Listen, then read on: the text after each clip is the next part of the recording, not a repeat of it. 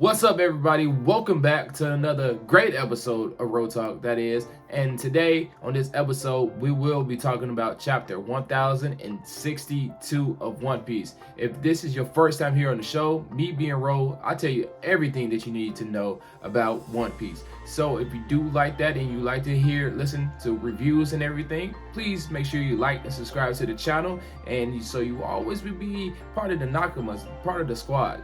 And guys, I really did like the chapter. It wasn't my top favorite, but I did like the chapter just because it had a lot of things we could talk about, and we're gonna be talking about it right here on this chapter. So without further ado, let's go!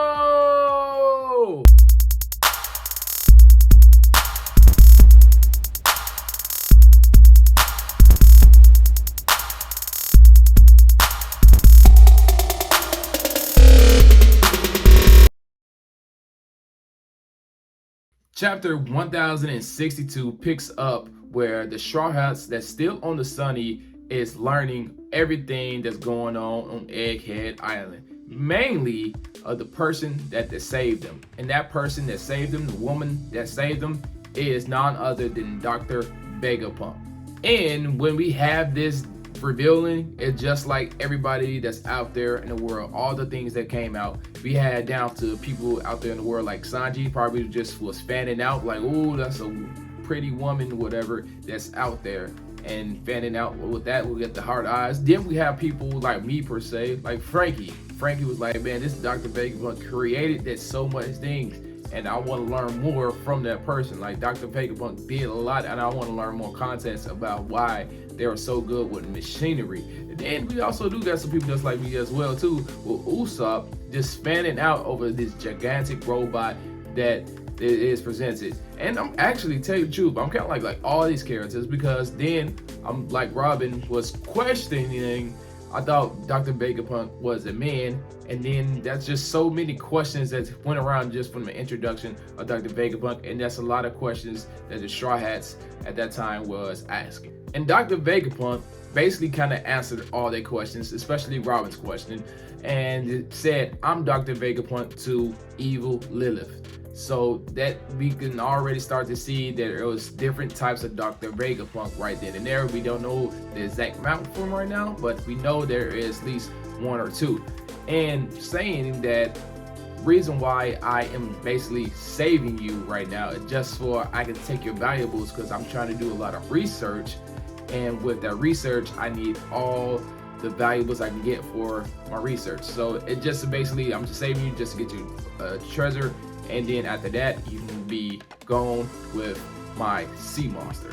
To be correct, the sea beast weapons, and these things are pretty darn cool. We have sea beast that is a gigantic sea beast but looks like a polar bear, a lion. We also have something that looks like a dog, and we have so many type of things of sea beasts, and they are huge. They are towering above the Sunny, and don't forget the Sunny is just like a regular ship, and these things are towering like at least like 30 times bigger than the Sunny. So it looks flat out cool to see all this, that actually these are all weapons that was actually manufactured by Dr. Vegapunk Lilith. So this is pretty cool, and I'm pretty sure, and I'm also really shocked that the world government doesn't have more of these sea beast weapons that's just laying around, because they already got pacifistas, they already got Sephiroths, so why not have some sea beast monsters that's around taking care of pirate ships at ease? Like, come on now, like I don't understand why they don't have that. Maybe I'm just fanning out because these things look real cool. You gotta check it out. Just look at the page, and page 4, and it's just flat out cold. And once again, I was acting like Frankie, because Frankie was saying the exact same thing. These things are incredible, basically. Super! But all that talk about sea beast monsters and everything was not in no type of shape ready for the Straw Hats, because Dr. Vegapunk Lilith has a conversation over her headphones with apparently another Dr. Vegapunk, and learning that, do you see that man over there, the swordsman? That is Zoro, our boy Zoro, and he's worth 1.11 berries, and that means he's part of a Yonko crew, and also he's calmly over there because he knows that he is in range to attack you and give you a devastating blow, and doesn't really care about those sea monsters because he's going to be able to take them out ease. So right flat out there, this is what I like to see. I like to see the Luffy crew finally gets their respect that they deserve. And then he also even said Nico Robin is over there. She can get you in a matter of seconds. So do not be putting your guard down and thinking that you won this and you underestimated them. The valuables that you thought you was going to get with ease, no, you're not going to get it. And also something that I forgot to mention, when Dr. Vegapunk Lilith was telling Nami and Robin about her name and everything, she also did mention that Stella was the main body for Dr. Vegapunk. So Dr. Vegapunk's main body that's said to be out there is named Stella, and Stella is meaning a lot of things. So right now Lilith means a asteroid or a dark moon that's outer space, and also Stella, stellar stars and celestial stars, and it's all kind of incorporated with space. And then later on we can get more into that, but I just had to mention that before I continue on with the story. And to come to find out, the person that evil Lilith was talking to, the Dr. Vegapunk evil Lilith was talking to, was none other than good Shikey Dr. Vegapunk. So it's telling her to, hey, stop doing what you're doing. Actually, I do need these people. I got some use for these straw hats. So just bring them over here and we're gonna figure something out, basically in a good way. So we can see that good and evil is about to do some teaming up. So it's probably gonna be cool. Something definitely big is gonna happen when you get them two together. And also, but at the end of all that conversation, we see that Zoro is asking evil Lilith, like, hey, like, I'm not gonna hurt you, basically, but I'm gonna need you to do something. We gonna need you to do something for us. Zoro was like, we've got some demands and you're going to listen. Got that? So like, Zoro's not playing around. You can see the demeanor of him. He is a first commander level right now. You can see it radiating from him right now. You can just feel it. So it's just real cool to see it. It kind of reminds me of when Zoro was in Punk Hazard and then he was going against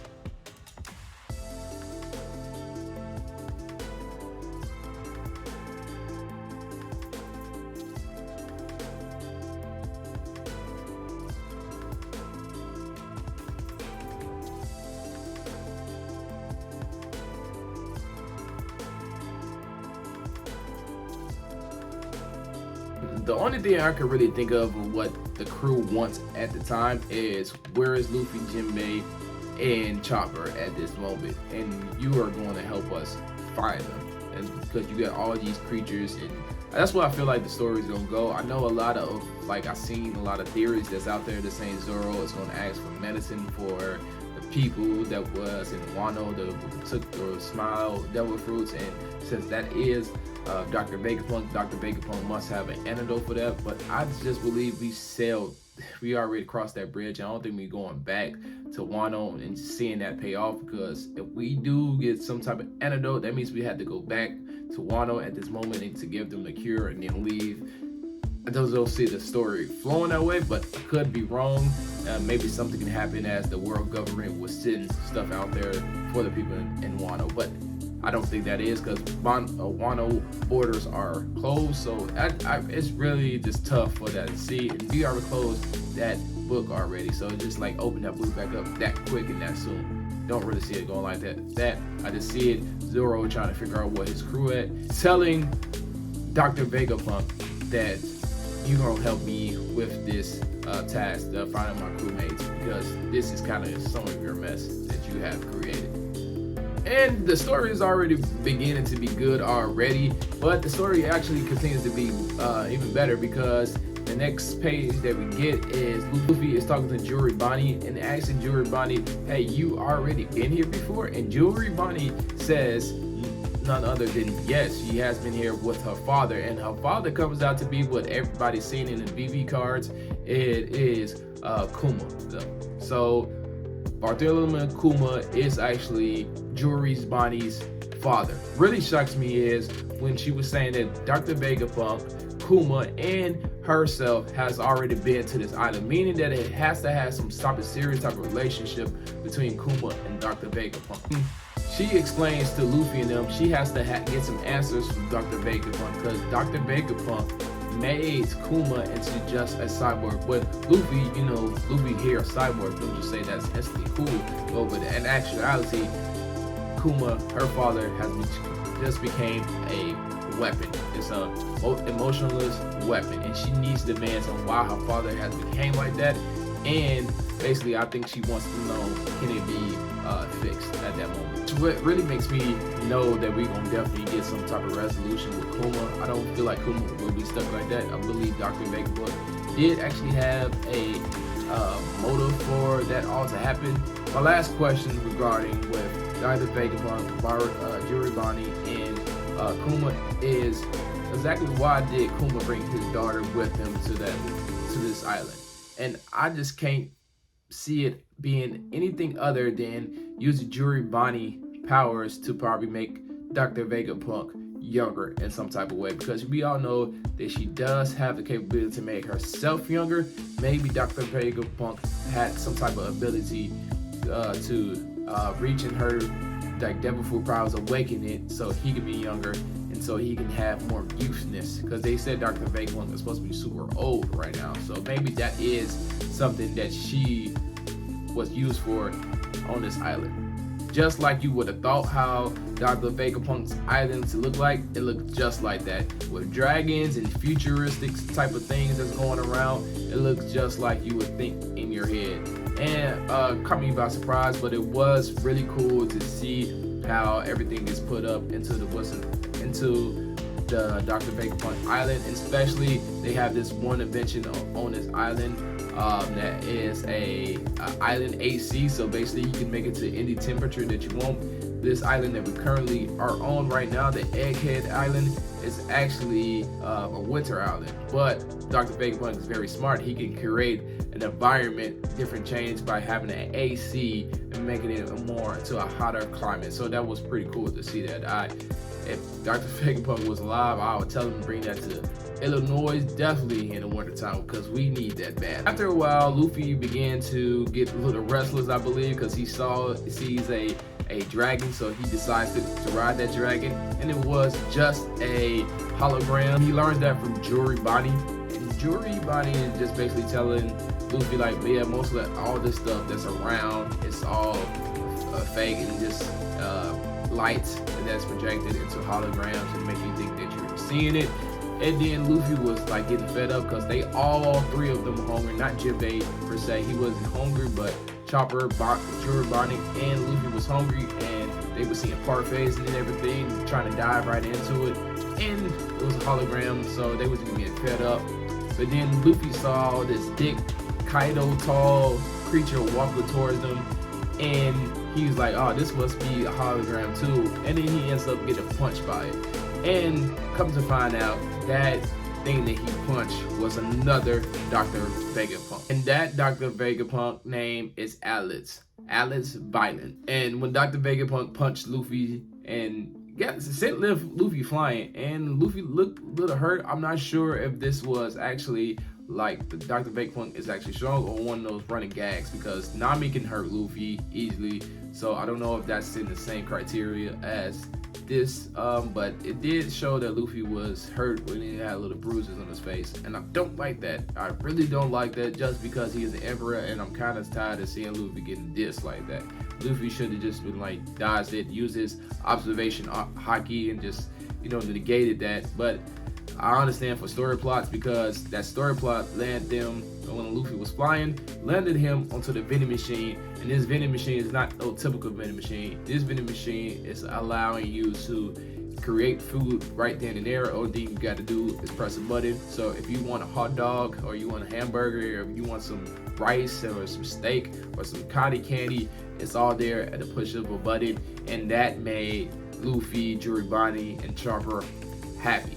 Number 6, Atlas came over there and tells them like, yes, this is one of my inventions. I've been working on it a long time, but we don't have the scientists to be able to continue to produce this for worldwide. They're not smart enough. We don't have enough engineers. We don't have enough for this. And that's 2 times that we heard this now. We heard this one time from Lilith saying they don't have enough resources to make more creations. And then the second time I heard it is right now that they don't have enough engineers to be able to continue to make this in full capacity for the world. So right now we can see that the Dr. Vegapunks that's out there, they don't have a lot, or maybe they do, and maybe they're just spending money like Nami. But one of those 2 options is going on, and it seems like they are looking for some more answers so they can do more research, maybe for the world. So looking like we're getting more content about Dr. Vegapunks at this moment. And something else that was cool about the Dr. Vegapunk actually is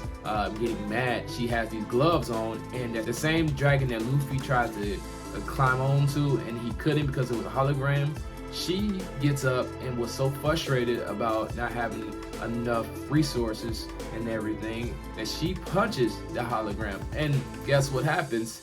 The hologram actually suffers from being hit. You can see it starts to fall down.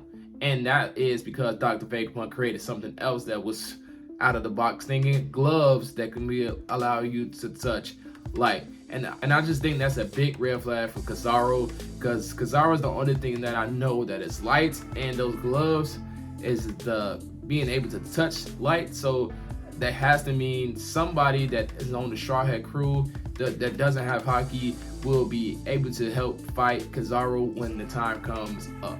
Like, these gloves are sent here for a reason, and I just believe that reason is to be able to battle light. And don't forget these pacifistas that they're had before shoots light at as well too. So I feel like these gloves would definitely be a key point later down in the future. As Luffy and Chopper was stuffing their face with some real food, not that imaginary food, not the dream food that when you are sleeping and dreaming you try to take a bite of a cheeseburger and then you can't do it and can't taste it because you wake up. Not like that imaginary food. They are actually chewing on some real food. When that happened, that Juribani is saying, this is not the Dr. Vegapunk I have talked to before. This person is lying. So this is meaning that at years and years ago when Juribani was younger, she never met all these Dr. Vegapunk. She has no clue of why this person is calling Dr. Vegapunk, so this must be a new thing before. This must be a thing that happened after she came to visit her Vegapunk. The person that she had met, it actually could be either one of the other Dr. Vegapunks or the main focal point, Dr. Vegapunk Stella. And then at the end of that, we get a transition to CP0, and CP0 has a new mission, and we see some familiar faces. We see Rob Lucci, we see Kaku, and then we also see Stussy, and we see them all on the ship learning more about the Dr. Vegapunks. We already know two from our reading in this chapter. We know Lilith, and we also do know Atlas, but they have more information to learn about Dr. Vegapunk. That there is one main Dr. Vegapunk that is somewhere on that island, and there also are 6 other Dr. Vegapunks that is using by a satellite. So all the other Dr. Vegapunks that we have seen right now, they are basically just satellites that's picking up from the main one. So we have it down from 1 through 6. We have 1 Ashaki, 2nd is Lilith, 3 Edison, and then 4 Wisdom, 5 Atlas, and then 6 Greed.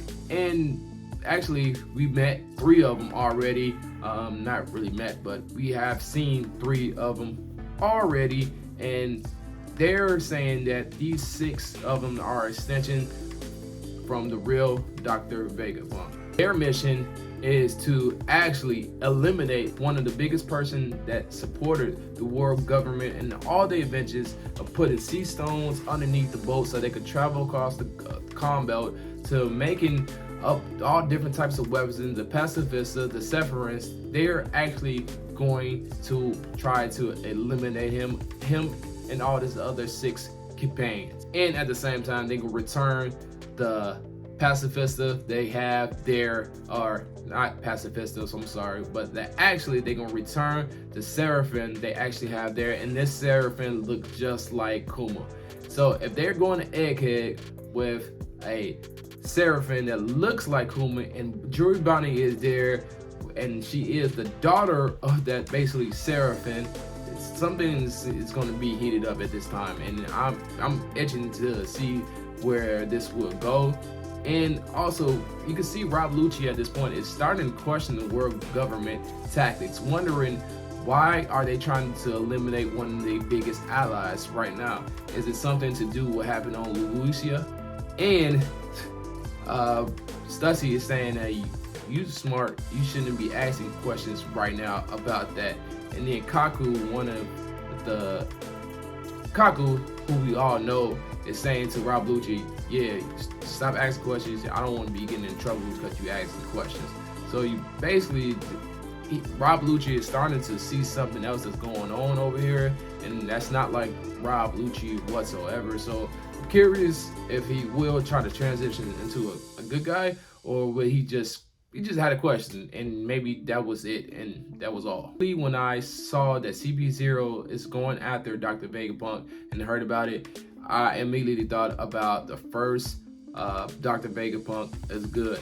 And Good was, I believe that Good, Shaki, Dr. Vegapunk, is already knowing that CP0 is after them. And that is why he has some need for the Shark Haku for protection, and also to help them survive at that time. And I guess it's basically that saying that the enemy of my enemy is my friend. If the enemy at that time is trying to eliminate them, that other person's enemy is their friend. And I believe that's the way the story will go. But overall, this chapter was very solid.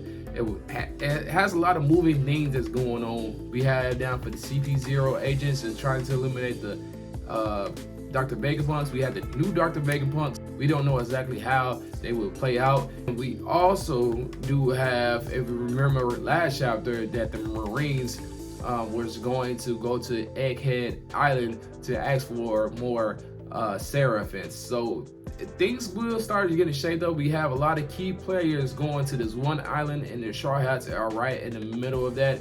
No telling how the story will play out, and I can't wait for next week's chapter. And I'd like to thank you all for taking the time out your day to listen to this review. Please leave a like and subscribe to the channel. And I appreciate all my Nakama, my family, my friends for watching this show. Really do appreciate all the time, the support that you give to the channel. Until next week, guys, peace.